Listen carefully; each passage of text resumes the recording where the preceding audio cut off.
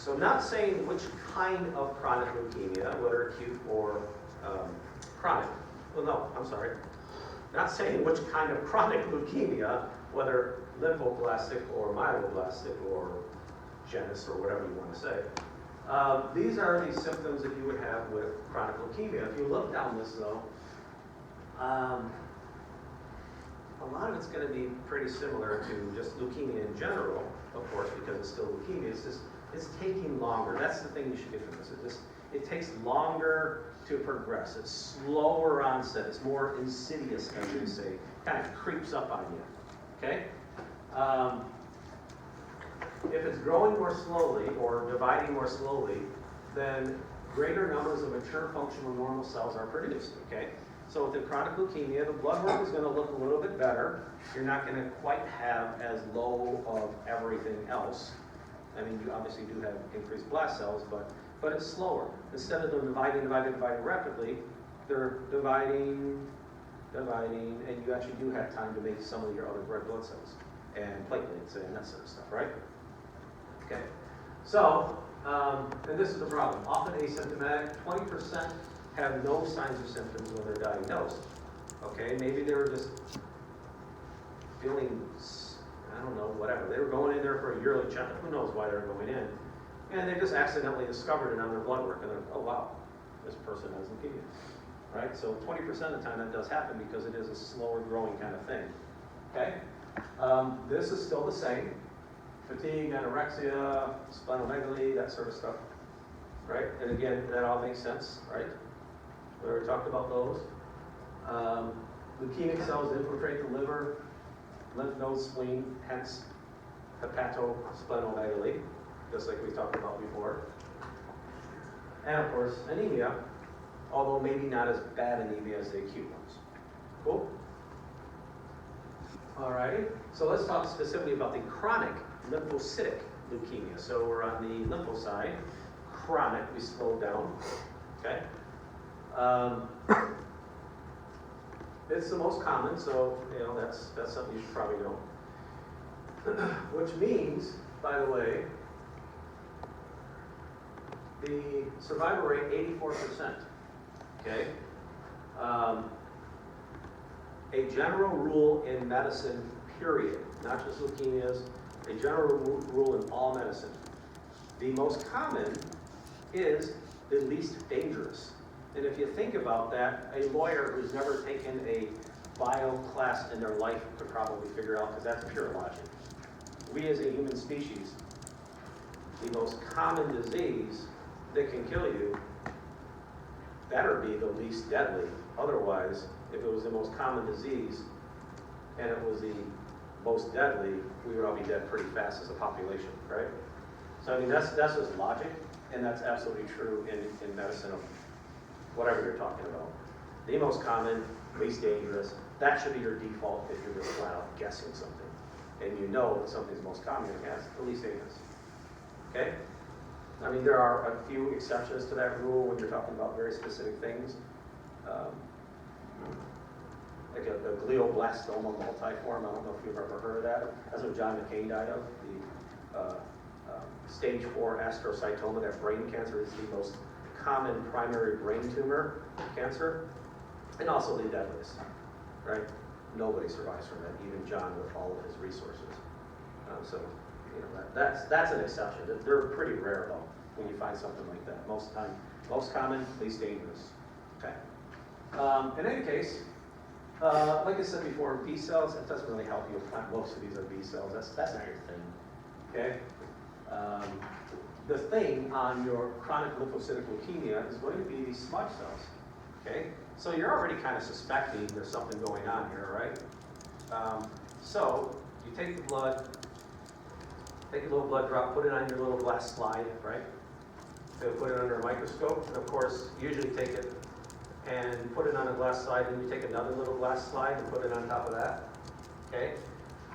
These are fragile. So these blood cells, notice they're leukocytes, or white blood cells. They're immortal, right? That is cancer, right? Immortal cells that just keep dividing, and they don't die, right? Stressing out the liver and the spleen. However, just because they're old and immortal, that doesn't mean they're not fragile. And that's what happens is you take the blood sample, you put it on there, put that other little glass thing on it, and it smudges it. It breaks the white blood cells. Okay? They smudge. That's what I call them, smudge cells. Okay, so that's kind of your big thing with CLL, is smudge cells, and of course being the most common. Usually over 40 years old, that's not a big surprise. Like I said, 5-year survival rate's pretty good. Questions about that one? Before we go into CML. Okay, so now we're back over to the myelogenous side with chronic myelogenous leukemia, okay? This one has a lot of buzzwords. Again, the CLL didn't really have a ton of buzzwords other than the smudge cells and the most common, least dangerous. The CML, remember, another thing to kind of a general category in your head that might also help remember some of these is remember ALL,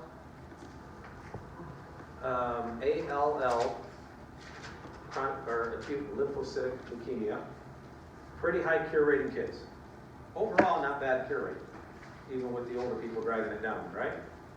CLL, chronic lymphocytic leukemia, so both sides on the lymphocyte, that one's actually the most common and least dangerous and the high survival rate overall, right?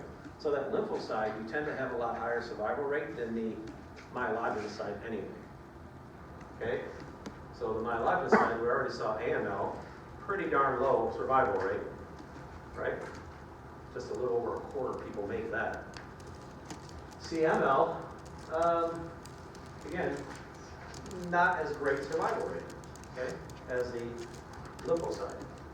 All right, so adults 25 to 60, okay, that's actually a little weird, kinda. It's like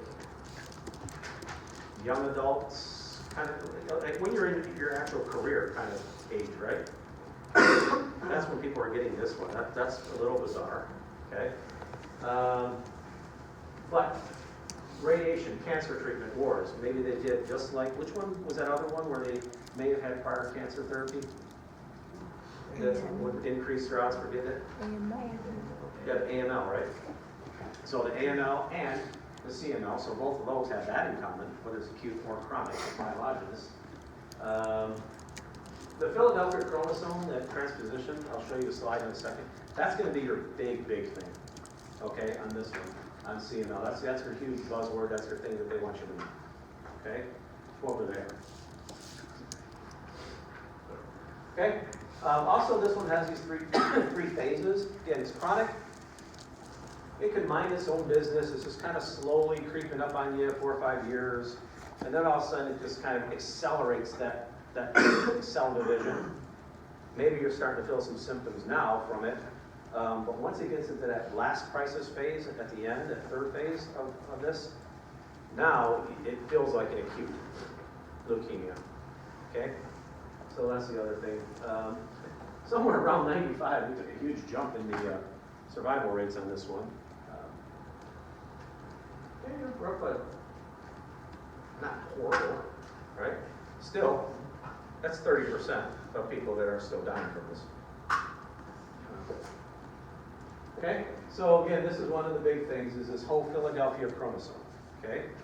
Philadelphia chromosome, this is your chromosome 9, it has that little ABL region of chromosome 9 here at the bottom, and then you have chromosome 22 at the top, it has that little BCR region of chromosomes. Again, if this throws you off and you're in ABL, BCR, all that kind of stuff, just wait till you get to genetics.